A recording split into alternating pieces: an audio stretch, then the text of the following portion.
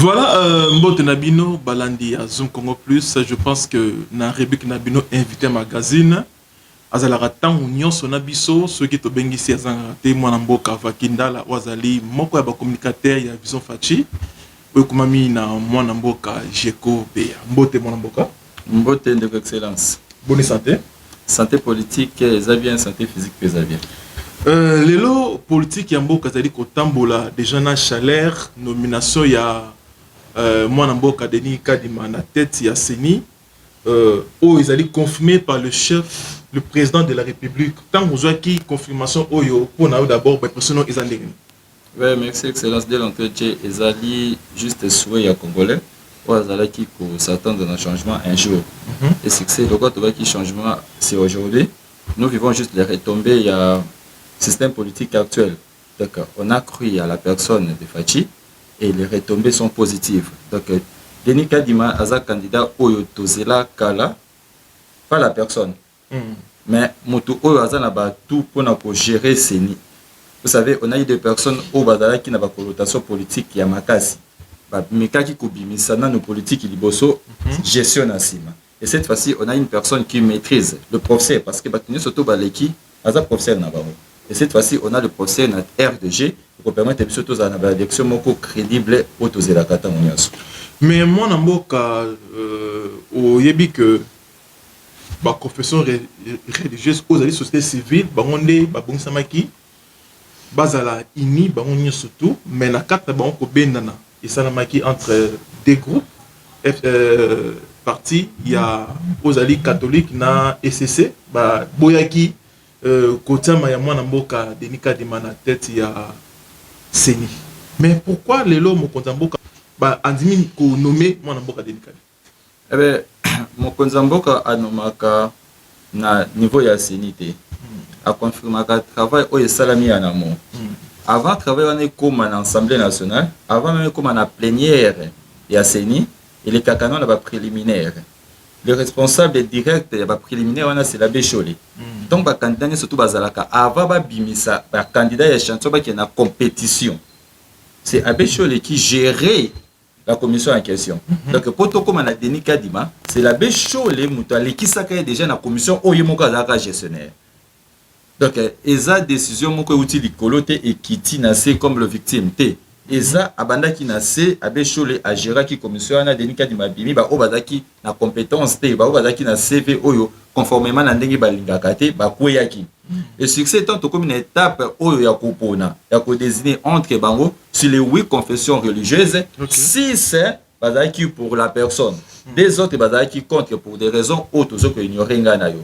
Mais le côté aux victime il y a démocratie là pour respecter choix ya moto. Et puis sur le 8, 6 c'est pas si choix na mutu moko. Donc on peut pas traîner wana tandis que démocratie est obligée biso exécuter choix ya majorité. Loko là Dodo Kamba ainsi que d'autres confessions religieuses va porter choix na bango et pas ya Denis Kadima. Batini yango na Assemblée nationale. L'Assemblée nationale commission et CG. Après ko CG, basilisi ba pesi rapport nango. Président de l'Assemblée nationale Alekisa Molikolo, chef de l'État a exécuté travaux et banda qui est pas Bécholé ou Yandimaka Denis Kadima Mutaliboso. Donc soit ça l'assemblée politique qui assemblée la TV pour justifier d'autres choses. Là, c'est ça politique, il y a pas politicien. Mais en amont c'est Bécholé qui a fait passer Denis Kadima. Donc bah distraction il y a TV ou Bécholé ça là pour justifier bah bien ou soit Babylone ou en extérieur, ça n'a rien à voir avec la politique proprement dite. Donc au bisoto yebi pour aller à l'étape, il y a un candidat à la plénière déjà. Il y a une confession religieuse et une commission où Abécho la dirigeante. Donc il y a une distraction. Mais au lobby, il y a une distraction, Makambo, Yotomoni, même Bandeko Katumbi, Bandeko Belé, Telemeli Yango, Pebasing Namokonzamba, Basenga qui Namokonzamboka a sa pouvoir te na Bandeko Yaseni, Bazwa, Makambo, Balko Bazonga na dialogue. Mais au moins que non, ils ont créé des ordres entre les membres ou les sacré. Et ça, sous distraction, parce qu'il y a des Katumbi, avant de confirmer Denis Kadima, Atinda qui 2 personnes pour négocier place, il y a premier vice-président. Atindi, de Konabiso a Memelake Chakose, Olivier Kapitatou, Atindi Salomo, ba ko négocier place ya premier vice-président. Il y a zo boya ba bimisa Denis Kadima mazulu ka premier vice-président. Eza théâtre. Vous savez, to le baka er surtout politique o ya butu. Ya koyoka na butu na moi ko sa assemblée ici. C'est déjà révolu au Bassalongo 18 ans passé au Kosabatunate opposition na poko qui au défi de 40 000 $ par Kimbuta. C'est révolu. Actuellement la politique c'est comme ça à ciel ouvert. Au Fatia lui tozo sala mobiso nyoso tozo beta dame tozo mona ndenge zo kende. Donc mécontentement ya Moïse eza pas eu première place wana te premier vice-président ya Seni. Eza place na été. PPRD azawana azoya na sima. Sur le plan il y a ba siège. Donc il y a négocier pour écouter ça désordre na kati ya Seni. Donc les simbité a créé au effort que Makamboueta Bolbiante, mon chef de l'État a retiré décision. C'est pas logique.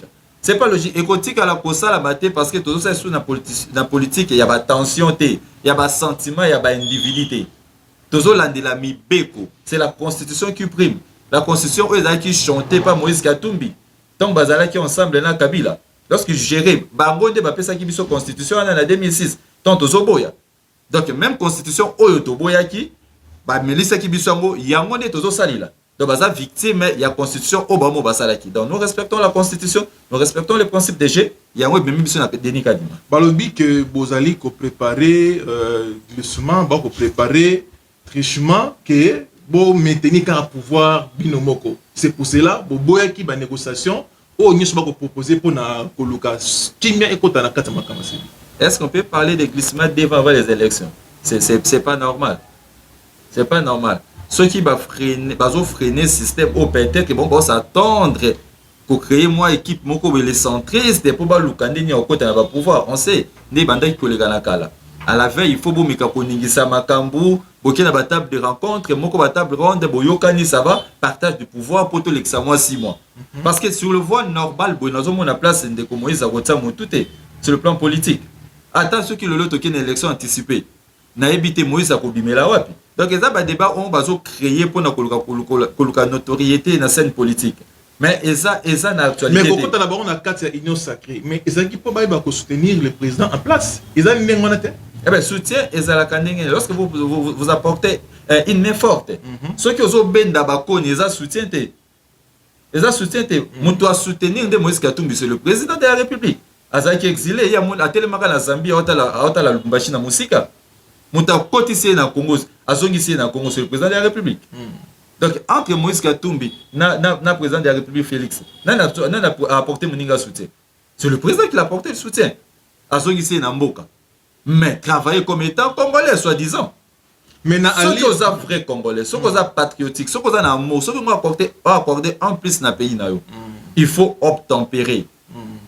Ce qui a côté qui n'est sacré pour n'accomplir ça, côté makambu bien couper ça un pouce pour makambu qui est bien, il fallait oser la nakata système de G. Ceux qui ont respecté ce système de GT, aux autres la politique qui a cache de tout ça là qui mbalé qui n'a 18 ans passé, au sali cop et simbité au longwe. Non, c'est plus le cas. Tout ça la politique, c'est que ceux qui ont sali cop minéré simbité bokaboni na mutu yango biko comme opposant. Non. Donc cette fois-ci, tous agir sur le terrain. Sur le plan politique et une politique saine. Et c'est surtout une politique qui a cache-cache.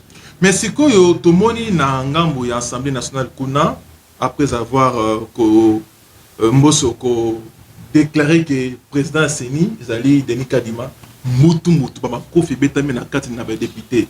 Acte wana d'abord oza comment on ndenge nini à chaque fois et commission qui ba yokanité Puder ils ajouté entre ba éli du peuple kubetana. D'abord acte wana est ça normal na démocratie est ça manengwana ou bien est ça ba bloc moro ya kopexam. Eza depuis la démocratie toti na période moko oyo mutavanda ko koloba nonté. Avant likambo ça mais faut pas benga bino déjà na butu na mutu allié yae aza na enveloppe na etombo ki na kati ya hémicycle bozawa na bino nyoso lokwa bantaba ba obenda bino ndi bando sa mulongo na kingakati. Et bien cette fois-ci la démocratie est en place. Donc non na yo eza non na yo. Sur le 500 têtes c'est impossible de na chinité ou soit de période à Kadhafi ou batu 500 personnes balobi oui na mbala moko te. Même na ba école total il y avait 20 personnes, il y avait des opposants. Combien plus fort 500 personnes mutabo y a pensé te. Donc geste wana ils a vraiment liberté et expression. Si les 500 personnes ceux qui 300 ou bien 150 contre Denis, moi je trouve ça normal. Parce que Jésus lui-même, le Fils de Dieu, a été contesté. Combien plus fort Denis qu'a dit non, c'est logique que M. Bako Boyaye, M. Bako Ndime. Mais c'est évident, voix, il y a majorité des opprimés. Donc ce qui va ça, 549. 249 Babouye, 251 Bandimien, et on a accordé un plus. Donc, ils ont des exercices démocratiques, ils ont logique. Ils ont logique, Bakiti, Kopanza, Kobebisa, c'est logique. Non, là, c'est que tu as une éducation. Bamakofi, Kokobanza, délibéraka, nombre, au bas belé, on est primé. Mais ce que qu'on a basé, c'est comme éducation. Au moment où tu me soucies à l'ongoué, comme dans l'Assemblée nationale, l'ongoué basapato. Nous sommes allés à la Tibarafia. Et comme ce que l'éducation, notre culture aux anangote. Vous savez, on a eu la chance de bénéficier de civisme. Dans la classe, on a évité ceux qui tirent les à sous. Au moins, on a un député, on a un message natif au reconnaître. Un député, soit moi, na balabala. Donc, on a ce genre de gens dans 4 hémicycles. Ce qu'on a, à émission, ce qu'on a, civisme. Baza na moi ba notion moko ya mike te bayebi comment bayebi ko communiquer te bayebi te que oza en face na yo na 80 000 personnes. Toi te retrouves na kati ya plateau moko quand oza yo na journaliste. Mais ba to ba kolanda ndé ba oza ba victime. Donc ba acte o eleki na kati ya hémicycle ya barbarie eza yango nde politique te. Eza éducation de base, manque d'éducation a même encore réussi à commis. Voilà, merci moi Namboka Fakindala. Je pense que l'un toi nos sacs de le débit à tamboulier mon côté, toujours que soit na moi minute ya muke ba maman au batamboli naye, moi qu'on a mon père à coller kana pour se présenter.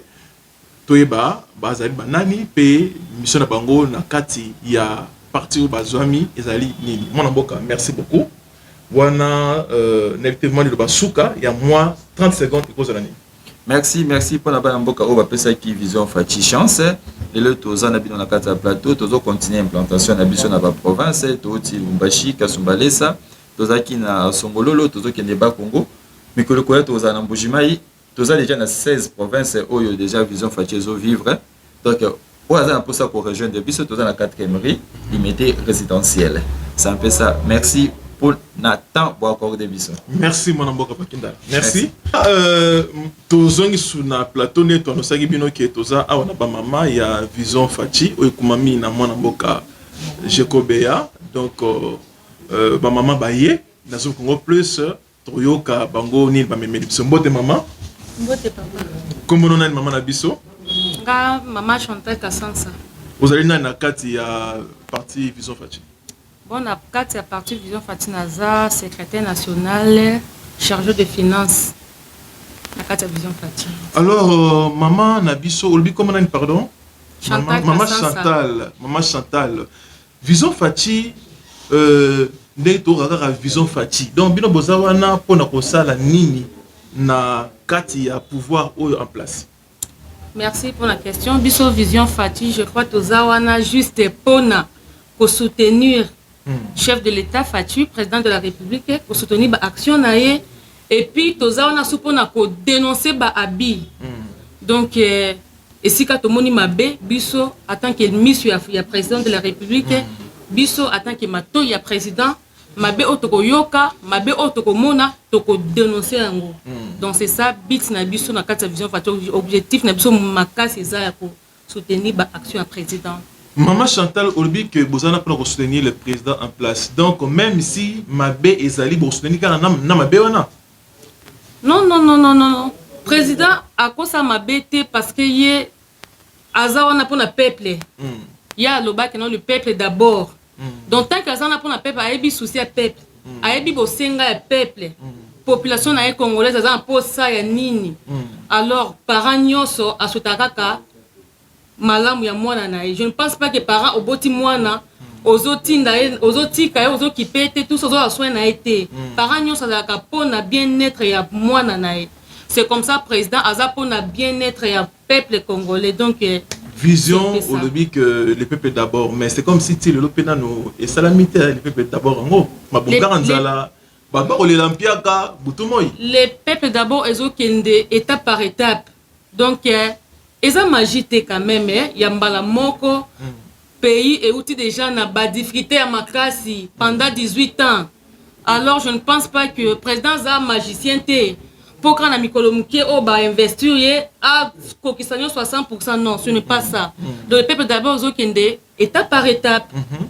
Voilà. Alors, un mot na bandeko baza na besoin ba s'adhérer na carte ya Vision Fachi au Globani. Bon, pour la bandeko baza na besoin à s'adhérer na carte ya Vision Fachi. Tozawana porte grandement ouverte. Toza Mamutunyo so a besoin à s'adhérer. Toza siège na la 4e rue industrielle. Toza wana soki muto alingi a s'adhérer à na 4e. Surtout ba maman, surtout ba jeune fille. Donc boya vraiment toza na posa na bino massivement. Merci maman Chantal. Merci. OK. Voilà, donc on continue toujours na série ya ba maman ya Vision Fachi mbote maman. Mbote papa. Ba imboka ba Rolanda yo ba imba ba kombo nani pe ozali nani.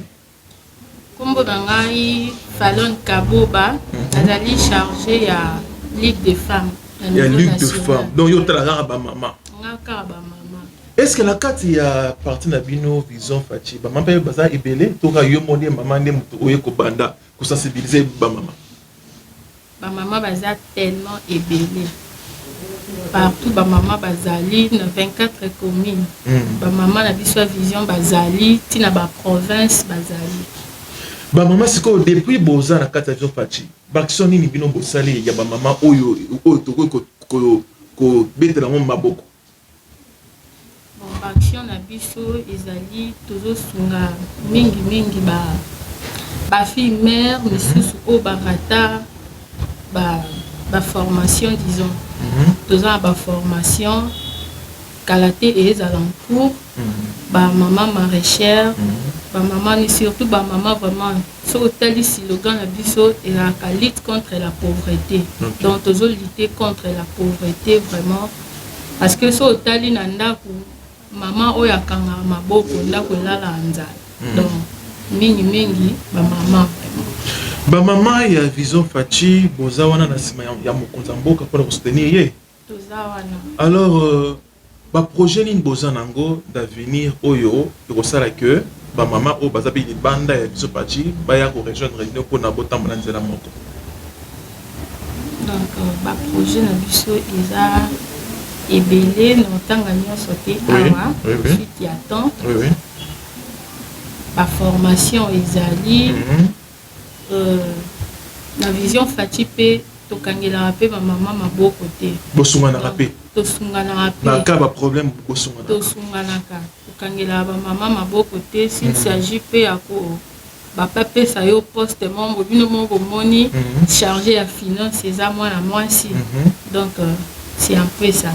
Donc c'est comme si Vision Fachi ezali ko pe sa valeur mingi na ba maman na ba benge basi. Bon, valeur eza pas mon nyonso. Pas je travailler ma case. Parce que na ba place mususu batala ka parce que za moi si fatika la nanda ku non. Biso to travailler sur la méritocratie. Ce qu'on est capable d'assumer ma responsabilité. Donc pour nous, moi c'est moi avant la page. Merci maman Fallon. Je pense que to kuta na yo na bino nyoso ba maman mukolo musu to bongisa pour solo la solo ya ba maman. Merci beaucoup. Madame. Voilà, toza susuna maman na biso awa, maman mbote na yo. Mbote papa. Maman kombo nani pe ozali nani na kati ya Vision Fachi. Kombo Chloé Kapina. Nazali chargée, nazali l'une chargée des questions juridiques donc au national bien sûr na Vision Fachi. La Vision Fachi. Ozali ko s'occuper beaucoup plus na makambo etali relation. Makambo etali relation oui. Et dans ma camotali la question juridique. Mais par rapport à ndenge ba désordre lelo ekomi ko salima yo lokola ça ya mibeko tant au mona ba guerre entre les deux parties ba kotambola la muka bimina nzela ko sala ba désordre na IDPS ba affrontement wana na habité hein bino bato boza na kati ya Vision Fachi tant ba ko mona ba makamandengo wana ezali leçon bo ko zwa pour que na tourne mi peso bobimi na balabala bosa na peka ba makamandenge wana non baloba conséquence à mon était à donc pour dire tant que déjà ça la action toi tu te tiens là tali côté à balamu tali na côté ya mabe wana et conseil ya bolamu wana était ya yo donc c'est dans le sens où nyonso ezobima ya mabe na ba marche ezala na ba marche ezala na ba conférence ezala na ba réunion toute réunion confondue o ezo sunga biso il faut ezala ya malamu parce que nous sommes là comme l'œil et la vision du chef de l'État. Nous nous battons pour relever l'honneur et l'avenir de la RDC comme le veut le chef de l'État. Donc tout ce qui va à l'encontre du développement et de l'avancement de notre pays, de Waki. Au exemple, pour le progrès, na avantage à peuple, aux huit, au tamoli, na motoké, na motoké. Donc nous tenons et nous prenons pour l'état de droit dans notre pays. Alors, l'état de droit, où ils allaient liti, ou bien moko yaba pilier, mkonzamboka asimbi, pour combattre l'impunité na mboka na biso, corruption ici là. Est-ce que nous avons na mboka na biso, ou imesana na bakanyaka butu moi, ba makambo ba corruption? Na ali otoro kende ba makambo na ekosila pina na mboka oyo. Tu vu que ça passe pour un peuple qui est habitué à la corruption depuis des années, plus de décennies d'ailleurs. Mboka biso misala na corruption et on trouve déjà ça comme une vie normale. On sait que c'est difficile, il y a au baouti na néant au tombe là-bas jusqu'à un certain niveau. Mais tu as vu qu'avec l'espoir, comme on l'a toujours dit, il y a un temps qui dit l'espoir fait vivre. Nous espérons en un changement, nous disons au fur et à mesure, dans la sensibilisation, petit à petit. Merci beaucoup maman d'être l'une de nos invitées de ce matin. Merci. Merci. Voilà, Tozo continue. Je pense que Azali moko ba maman oyo toyambaki Tozo yamba yasuka lelo na kati ya plateau na biso ya Zoom Congo Plus oyo bayaki vraiment spécialement pour na kolobela makambo etali mboka na biso. Mbote maman. Mbote. Maman kombono nani pe ozali na kati ya structure Vision Fatui. Kombo nanga naza Maman Lucie Chikaji. Naza adjointe et secrétaire national en charge de la question politique et organisation de la Vision Fatui. Donc, il y a un makambo politique. Oui, Oui, c'est mon chef direct. Ok. Alors, toi aussi, mon moquet politique, dans moi quelques minutes. Nini oyo yoko conseiller les temps na politique ya Congo ndenge eza kotambola. Ba politicien ko benana butumoi ko welana mboka na biso au lieu de avancer toi kozonga rasima. Lecti nini yo sel na kati ya makambo wana pe nini ezali cause ya ko benana na ya ba politicien pe ce conseil au pesa ezali nini? Merci pour la question. Ko bendana na politique na ebité. Ozo benga ko bendana olingo lobani ko swana bien opposition parce que na mboka nyonso eza loi ya dualité nzamba kila mokili ezalaka kaka eloko nyonso na contraire nzamba bandana mwasi na mobali nzambe asala pour na contre nzambe asala mulai na mokuse donc biloko nyonso etambolaka na loi ya dualité loi ya mibali politique peut échapper na loi wana te. C'est pourquoi ceux qui mutoazana na pouvoir nous soazana na pouvoir. Donc nous avons un camp du pouvoir et le camp de l'opposition. Alors ceux qui ezako benda na moko loyal républicaine donc pour na bolamu ya mboka ezali kambute tokobo yango te. Ceux qui tozana na pouvoir nous avons besoin du contrepoids parce que un pouvoir sans contre-pouvoir et kokende musikate correctif ezate critique ezate bakokende bongo vai que vai. Nous avons besoin de l'opposition. Même le président de la République l'a dit. C'est comme si c'était un prophète quand il disait nous avons besoin d'une opposition sérieuse qui puisse nous aider dans l'avancement du pays. Parce que opposition oyo eza en face na biso lelo, ce n'est pas une opposition sérieuse. Bazo kende na population na bassesse moko oyo mboka na biso etikala kokoma. Ba instaurer d'abord mensonge, ba réseaux sociaux payés ko aider bango, ils mettent n'importe quoi, ils appellent les gens à la haine tribale et makambunyo soa na tango ezo sangana et memi peuple na biso na mozindo ya bassesse oto tikala kokutana na ngote. On a eu un opposant dans ce pays, Étienne Tshisekedi. Quand il s'opposait à quelque chose, il proposait une voie de sortie.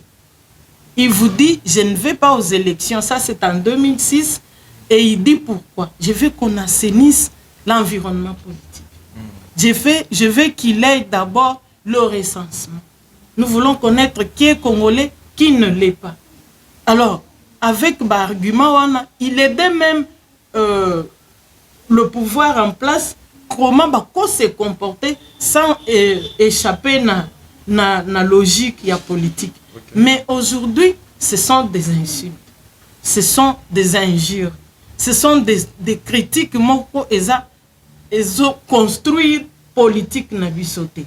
Tout le monde qui oyo atikali kuto azwa occasion ya kotikala na opposition yemo parce que Bemba alongwa na opposition, Katumbi alongwa ki pe opposition, aye na union sacrée. On est resté en face d'un seul individu, Fayoulou. Il pouvait saisir l'occasion pour se faire une bonne réputation.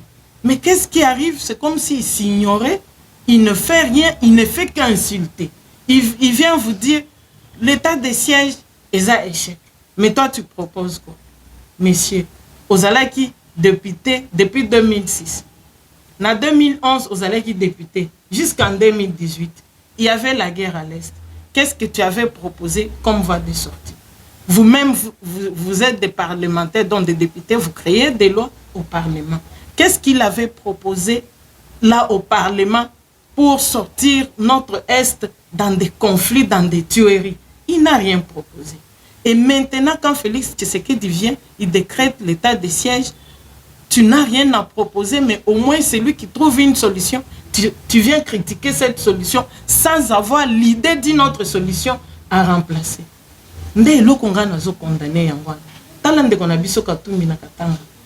Pourquoi ne pas poser une question à la population? Est-ce que les Congolais sont devenus faibles? Est-ce que les Congolais bazobanga? Pourquoi parler d'une tribu? Pourquoi? Parce que la manœuvre na yoana sorti na Jeune Afrique à sa banda kiango. Ce que Talibien de Kokatumbi, il est revenu sur les gens qui ont appelé le peuple à la haine tribale. Il dit John Numbi a na place nae namboko. Vous savez ce que John Numbi avait fait? Alobaki maloba moko nae bakatange baza ba agnote. Nous allons réagir. Aye kolobela lisusu mutu ya mibale oyo azalaki deuxième président ya Seni na biso Ngoi Mulunda. Ngoi Mulunda sali musala munene na mboko. Tandis que Ngoi Mulunda aza pasteur azote na kati ya église na drapeau ya sécession, drapeau sécessionniste ya Bakatange na kati ya église et il appelle les gens à la sécession à la Bakatakatanga. Et lui quand il fait allusion à ces gens, il leur jette des fleurs. Indirectement, il était déjà en train d'appeler le peuple katangé à la haine tribale. Maintenant, comme il n'est pas satisfait, il vient le faire lui-même. Il pose la question s'ils sont devenus faibles. Il pose la question de savoir s'ils ont peur. Quand même, s'il faut faire l'opposition, faites ça loyalement. Respecte quand même le principe. Ne viens pas chercher à trouver une sympathie dans une tribu pour te faire valoir. Non. C'est un peu ça. Donc, pas mensonge. Conclusion, na yo na ba politicien ya mboka na biso ba kotala beaucoup plus intérêt personnel. Il y a oui. Bazo intérêt na bango et quand tu vois qu'ils ont perdu leur intérêt, bazo salanini, bazo kende ko intoxiquer, ko inciter batu na haine. Pour bamiper sa valeur va parvenir à assouvir soif na bango wana. C'est un peu ça nos politiciens d'aujourd'hui. Ce qui n'était pas le cas avec le fait Étienne Tshisekedi, par exemple. Donc conseil ni ozopesa na bango nyonso bato auto sala analyse na bango, conseil ni wako pesa na bango nyonso tout. Na ba député na biso. Nazo senga bango ba relever débat politique. Ba abandonner ba discours partisan. Ba abandonner mensonge ya kotia na mitu ya population makambo lokuta bato. Tellement que bako répéta kango mingi, les gens commencent à croire que eza bosolo. Par exemple, makambo ndeko Gilles Alingete alobaki mukolorana. Oh non, il y a le dépassement budgétaire à la présidence. Et les gens ne vérifient pas, ils croient que la présidence va détourner, ils disent à Jules, mais pourquoi nous landé la présidente, la présidence va dépassement eza, aux Hollandais la kakabato, ba travailler na Kabila. Il leur a dit en finance publique, dépassement budgétaire. Ce n'est ni un détournement, ni une mégestion. Mais quand ils en parlent, c'est comme si ils veulent diaboliser ça. Vous voyez un peu. Politique wana, il y a diabolisation, il y a manipulation, il y a bassesse wana, il y a recourir na makambo et zangatina, mais toi-même, tu n'as pas une idée à proposer. Ndefo bati. Alors, moi, je pense que le Basuka pour le président Jeko Bea Oazali, président national, il y a Vision Fachi, Nini yo zoko senga na population pour moi Namboka Jeko Bea. Na kosenga na population, mutu soki azosala makambo ya malamu, bandimaka ye, basutenaka ye pe babetelaka ye maboko. Musala mwana mboka Jeko Bea azosala eza musala ya soutenir chef de l'État. Nga kutu na monaka charge amemi ezoleka ye na âge. Azo affronter bato bakoti na scène politique kala. Mais azo contrebalancer bango vraiment. Je le félicite, j'ai l'admiration pour lui et je demande au peuple congolais que Baction Vision Fachi azo initié par le biais de son président Jeko Bea, il faut soutenir. Par exemple, prochainement là, nous allons organiser une marche populaire et chiter dans un meeting populaire aussi. Je demande na bana mboka, elle est toujours derrière le président Nabisona Vision Fachi parce que là, nous soutenons l'état des droits, nous soutenons la lutte contre la pauvreté. Nous voulons que les Congolais se retrouvent dans le droit, à la respecter. Donc, l'humanité, la race humaine est retrouvée place dans le Congo. Est-ce qu'il n'y a pas moyen de ça la séminaire ou bien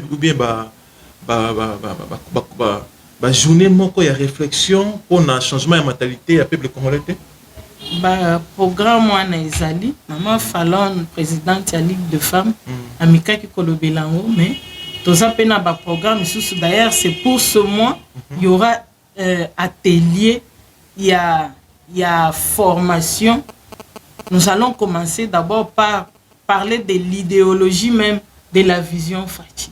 Bande konabiso baeba idéologie ya Vision Fachi ezanini parce que comment confondre le slogan na ba idéologie avec précision nous prenons quoi dans notre Asbel Vision Fachi kola lisusu makambo etali kolobela état des droits c'est quoi.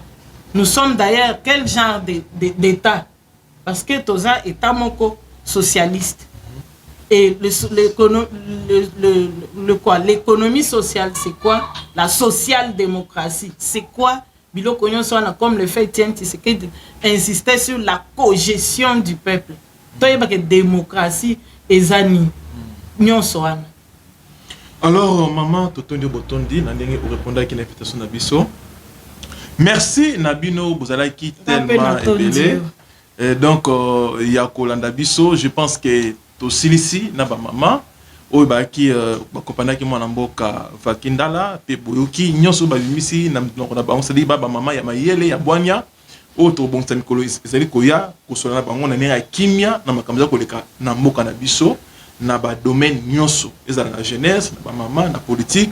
Donc bazali vraiment complet pour na répondre na bosenga nyonso. Alors botika malamu na ndako na bino, tous aussi maloba na plateau. Merci.